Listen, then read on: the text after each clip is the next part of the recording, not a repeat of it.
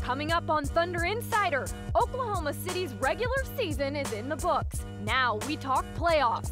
Everything you want to know about the Thunder's first-round opponent, we'll have it covered. Plus, the whirlwind season was full of thunderous highlights. We'll look back at some of OKC's best in the 2011-12 season. Russell cooking here in the third. And the Thunder granted a special wish for an incredible young woman. Lorelei Decker got to be a Thunder coach for a day, and her lessons reached far beyond basketball. You really get to live on days like this, and that's what it's about, and that's what it's about for me. We've got all that and more coming up on this exclusive playoff edition of Thunder Insider.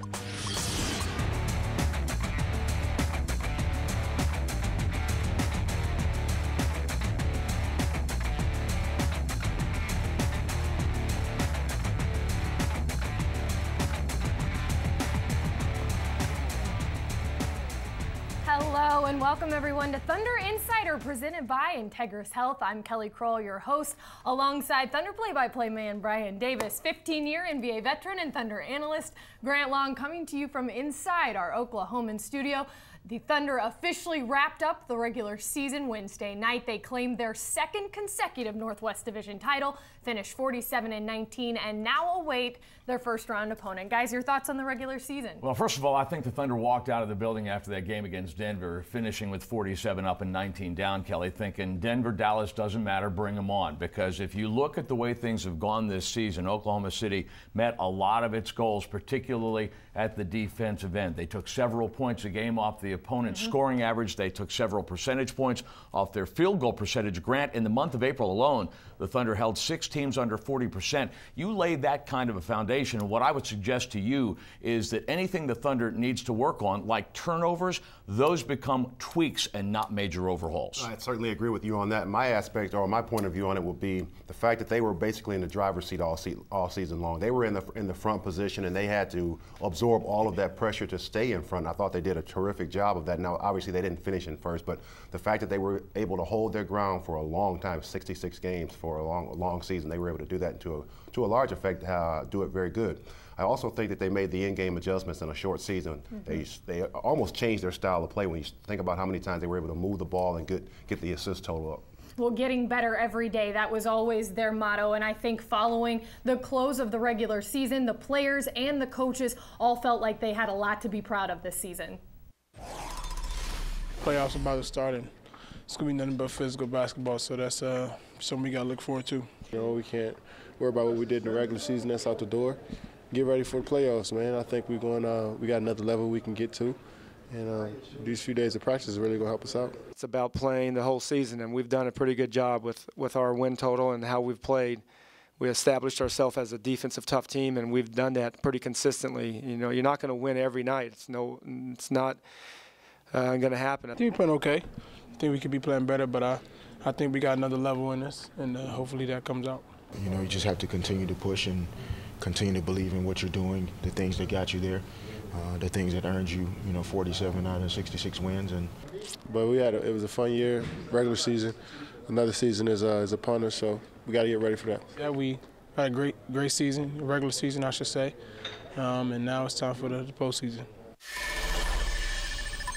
So now the focus definitely turns to the playoffs for the Thunder and who their first-round opponent will be. If we take a look at the Western Conference standings as of Thursday afternoon, this is what the playoff picture presents in the Western Conference. San Antonio, the #1 seed, definitely going up against Utah. They're in the 8th seed. That is set. You look at the Thunder, this is the possibility. It could be Denver, it could be Dallas.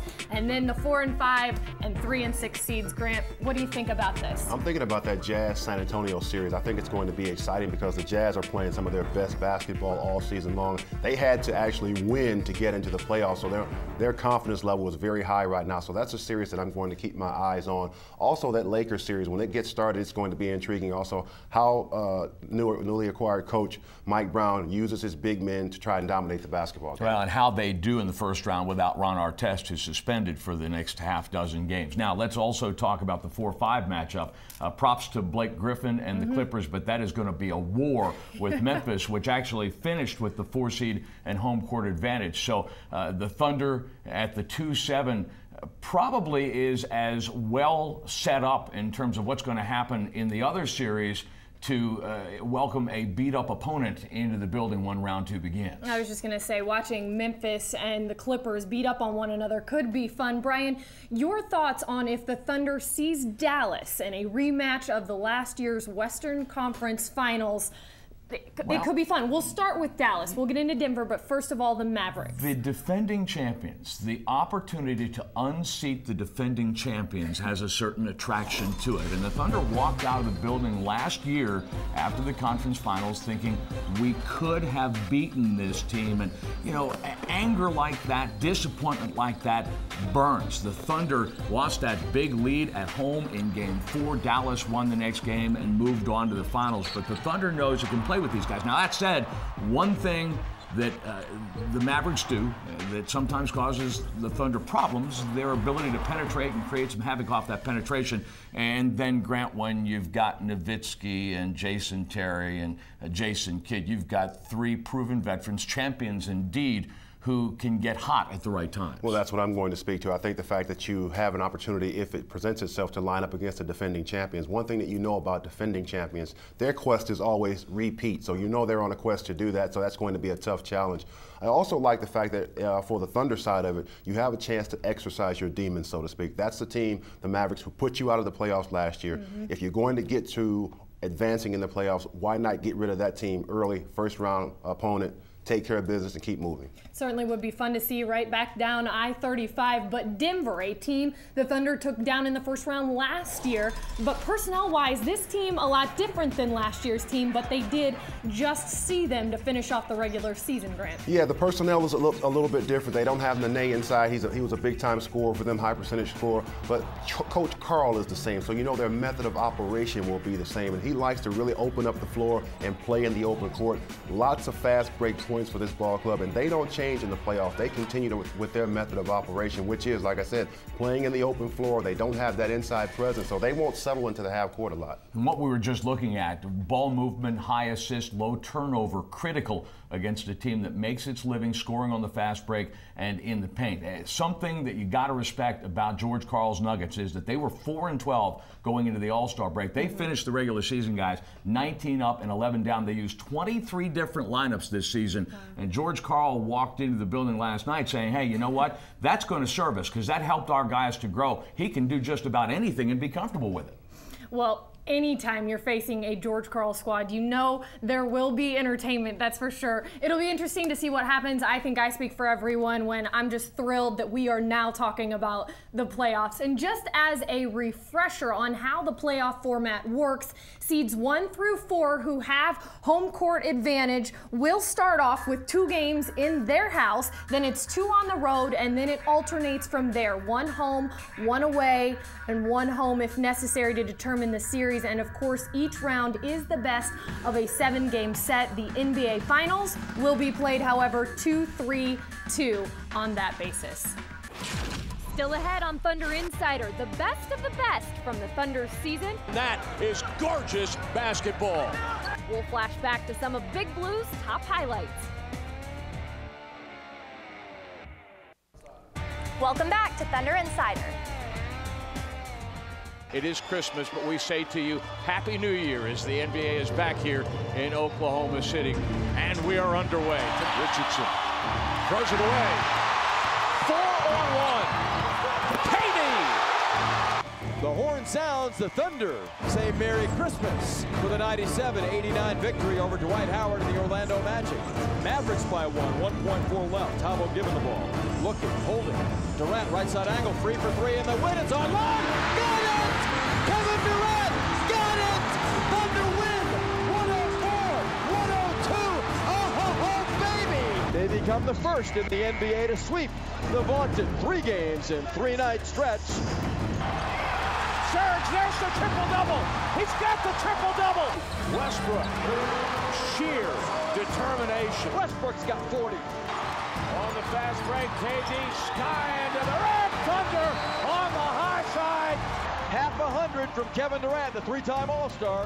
Westbrook lobs to Durant in the open floor with a two-hand rim-rocking, Bulls world-shattering slam dunk. The running of the Bulls abruptly stops in Oklahoma City.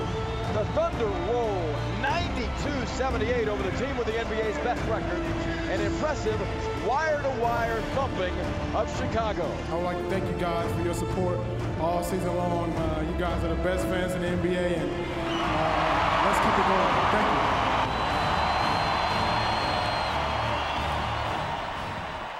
So many great memories to relive, and hopefully plenty more to come. Joining us now, the radio voice of Thunder basketball, Matt Pinto. And Matt, the playoffs are here. The Thunder will be facing either Denver or Dallas. We know that on Saturday. Let's break down and get a little more in depth on some of the advantages, the disadvantage of taking on either of these opponents. And first up, let's start with the Denver Nuggets. Oklahoma City just finished out the regular season, playing them Wednesday night. The big key seems to be slowing down the fast break.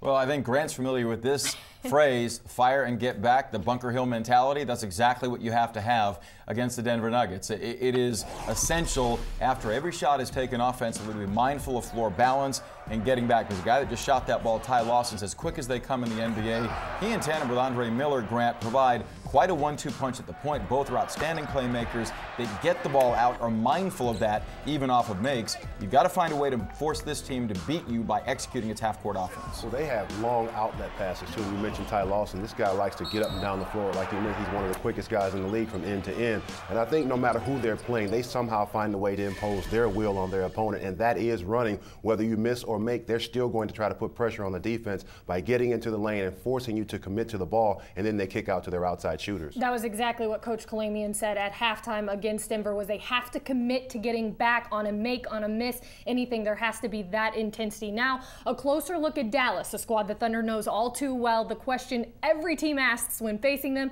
how do you slow down Dirk Nowitzki or Jason Terry?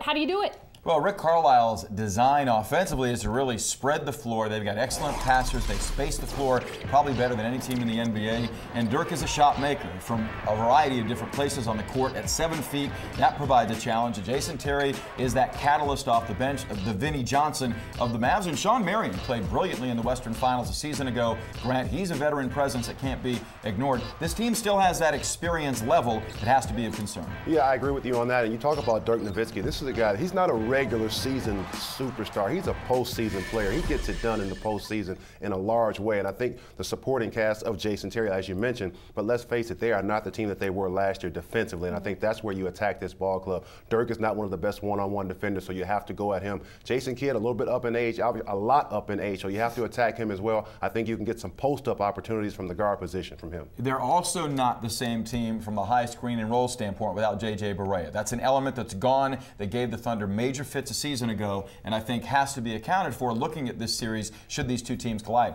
Roddy Beaubois has never been in this situation before. He'll play some quality minutes in reserve. He's got to play well, I think, for the Mavericks to have a chance. No question. Very good point. Well, the schedule for the Thunder and who their first-round opponent will be set Thursday evening. And for that schedule and all the updates, just visit our website at thunder.nba.com. Ahead on Thunder Insider. I say it like, oh, I played 21 with James Harden, but inside I'm like, I played 21 with James Harden. Like, it's crazy. Hey, I'm Eric Maynard, and you're watching Thunder Insider. Lorelei Decker is a senior at PC North High School, but unlike most of the teenagers her age, she's fighting through a lot more than just her final week of tests. Lorelei is battling for her life after being diagnosed with cancer. Lorelei had a wish to become a Thunder head coach for a day, and on April 13th, Brian Davis delivered the good news. We got any Thunder fans in here? Where's Lorelei? Lorelei, would you? I need you for a second. Your wish is going to come true. Oh my gosh, I'm shaking. I'm overwhelmed. I think I'm just really excited that Rumble was here. I love him, and I didn't know he was going to be here. I can't believe that I'm getting this opportunity, and I couldn't be more excited. The dream day for Lorelei began in style. A limo ride to the practice facility, tons of Thunder swag. Oh my gosh. This is the sickest thing I've ever seen. And then just a few seconds to soak it all in. This is crazy, you guys. I was pretty nervous this morning waking up. I had no problems getting out of bed. I'm not sure I needed an alarm, but I set one anyway, and yeah, it's definitely surreal. Then it was business time. Good morning, guys. Lorelai went straight into a coach's meeting to help break down the Kings scouting report. Oh, I'm so nervous. I know you have some opinions on what we need to do. Well, I mean, I'm always watching, and I just think that we really succeed whenever we get rebounds and we drive the ball. Who's writing this down? That on tape? Put that on tape. Run that again. Sometimes it's my instinct to just get to the basket, you know, it's me, but you're the coach, right? Rebound, huh? Rebounds. Physical. Rebounds, rebounds. Take Yes. it to the basket. Yeah. Wow. You're going to write a report for me. 17-year-old Lorelai was recently diagnosed with Hodgkin's lymphoma. She had a softball-sized tumor in her chest and started chemo treatments immediately. With the help of Oklahoma's Make-A-Wish Foundation, her wish of becoming a Thunder coach for a day became reality. You see a new spring in their step, just a new focus on life. Make-A-Wish comes in when they've usually gotten bad news after bad news after bad news, and then they get a wish, and all of a sudden they have something positive to focus on, something to look forward to. And our hope is just that a wish gives them strength to keep fighting their illness, and just hope that there are good things that still happen in life. I mean, I'm sitting at a table of all the Thunder coaches, and they're analyzing each part of the play and what they could have done better, what they did well, and it was just really cool for me to be able to hear what they should be doing and what they're doing, and it was really cool to get the inside scoop. Following the meetings, it was time to suit up in coach's attire. Nice to meet you. It's nice to meet you, Kendrick. I'm Lorelai. Nice to meet you, James. So nice to meet you. Lorelai met the players. La escuela, porque tengo cáncer y sí, tengo que recibir quimioterapia. And quickly proved she didn't just look the part. Good morning, everybody. Good morning. But coaching is in her blood. Finally gonna get some good coaching today. Yes, thank you. Prayers are answered. Guys, everybody, this is Lorelai. Hi, guys. First, you want to talk about Perk, right? Yeah, Perk. All right, so no technicals today. All right, so Serge, quiero saber qué haces cuando besas el balón. See? To the whole team, if there's one thing that I can bring, I just want to remind you guys, you started playing because you love the game, and remember why you love the game, remember who you play for and what you play for, and most important, rebounds. Get rebounds. Together on three. 1, 2, 3. Together. She spent an hour and a half in our coaches meeting and telling us what we need to work on, and we were all listening, and she nails it. You can tell that she's watched our games and she's a fan of our players. She wasn't shy. She just, came out and told what we need to do better as a team. She said we need to rebound better. So she was good, man. I'm happy that she came out and helped us out. See you tonight. Have a great day. You be there Play tonight? good. Yes. Okay. All right. See you later. Play good. Derek Fisher, no big deal. After a few final game keys, some more Thunder gear, and a lunch with the coaches, Lorelai was off to the arena for the main event. Upon arrival, Lorelai received the Thunder red carpet treatment. From a quick film session with Coach Brooks to her courtside seats and a timeout with Rumble, the game night capped off a day she'll never forget. It's something that keeps me going. It's in this journey, it's easy to feel victimized and to focus on bad things. And so you have some positives in your life that you get to focus on and that you get to enjoy, and you really get to live on days like this, and that's what it's about, and that's what it's about for me. Ahead on Thunder Insider. You know, it's been an incredible regular season for the Oklahoma City Thunder. Sellout crowds, a lot of excitement in the arena all year long. We thought we'd go inside and find out some favorite regular season moments from the fans. I'm Kendrick Perkins. You're watching Thunder Insider. The team, the fans, everyone, including the sports animals Mike Steely, is gearing up for the playoffs. But before the Thunder gets too caught up in the postseason, Steely thought we should head into Thunder Alley and ask some of the fans about their favorite memories from the regular season. Here is this week's Stealing the Mic. You know, it's been an incredible regular season for the Oklahoma City Thunder. This 66-game regular season schedule. is now coming to a close. Sellout crowds at Chesapeake Arena all year long. A lot of excitement. We thought we'd find out from the fans some of their favorite regular season moments. Greg, what do you think of most when you think of this regular season in terms of plays for the Thunder? Probably the most exciting play I remember is Russell Westbrook dunking in the Sacramento Kings game. Durant running to the rim. Oh, there are no words. My regular season favorite moment would be when Russell Westbrook here dunked over Omar Sheik in the Chicago game. Well, you can thank him right now if you want. Well, Russell, thank you for the memories. All right, Drew, your regular season moment would be what?